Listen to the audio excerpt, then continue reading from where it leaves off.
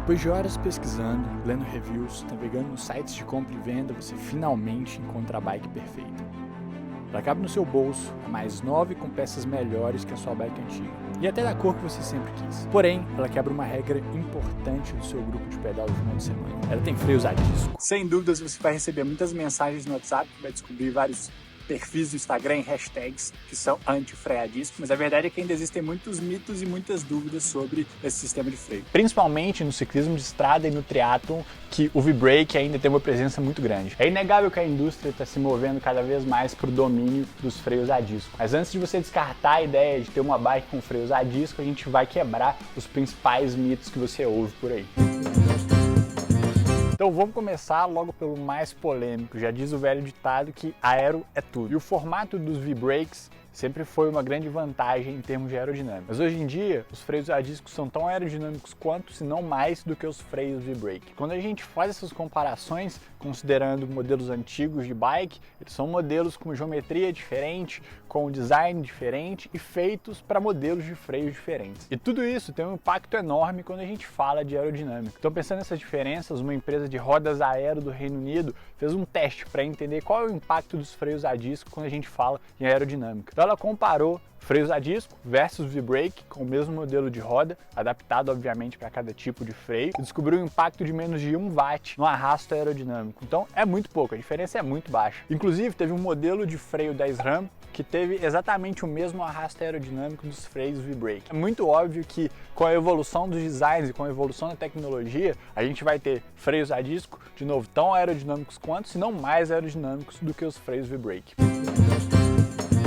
O nosso segundo mito, ele impacta diretamente o bolso. Depois de alguns anos cuidando da minha própria bike com freio a disco, eu posso afirmar que a manutenção não é nem mais cara, nem mais difícil. Isso se ela for bem feita. Então basicamente a gente tem 4 coisas do freio a disco que você precisa tomar conta para fazer a manutenção. O óleo mineral ele é feito para durar muito tempo. Com o seu STI, o seu passador e o caliper em boas condições, pouco provável que você vai ter problemas quando a gente fala do fluido mineral que está dentro ali dos freios a disco hidráulicos. As pastilhas vão ser as peças de maior desgaste no freio a disco, assim como as sapatas são no V-Brake. Mas hoje existem excelentes opções no mercado, opções alternativas às pastilhas originais, como a Alligator, por exemplo. Eu compro as minhas pastilhas no AliExpress e são excelentes, uma boa durabilidade, boa qualidade na frenagem, custam uma fração do que uma pastilha da Shimano ou da SRAM, por exemplo, custaria. O link para as pastilhas que eu uso está aqui na descrição. O pistão, ou os pistões ali dos calipers, é a peça que mais precisa de atenção quando a gente fala do freio a disco. Os pistões eles vão acumular um pouco de sujeira ao longo do tempo e isso pode impactar a qualidade da sua frenagem com os freios a disco. Mas nada que um pano limpo, barbante e álcool isopropílico não resolva. Se vocês quiserem que eu mostre o meu processo de como eu limpo os pistões,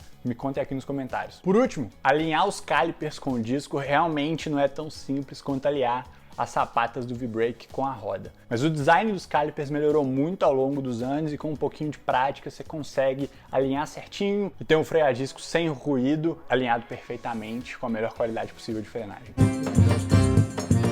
Os freios a disco são mais sensíveis, mais eficientes e eles trazem mais segurança em muitas situações. E é exatamente por isso que não necessariamente eles são melhores para iniciantes. O raciocínio aqui é simples, com tanta sensibilidade, quando a gente fala do freio em si, é importante ter segurança, ter o controle, ter a habilidade para você conseguir manusear esse tipo de freio adequadamente. E aí você vai ter total controle e segurança na hora de frear. E a maioria dos iniciantes não tem isso. Optar por uma bike V-Brake pode ser uma boa opção, pode ser uma melhor opção. Principalmente se a gente considerar que a maioria dos iniciantes não vão subir uma serra de 40, 50 minutos depois descer rápido, então eles vão ter um freio natural. Também, para a maioria dos iniciantes, faz mais sentido volume maior, mais horas no selim, trecho um pouco mais plano para ir realmente pegando o jeito da bike.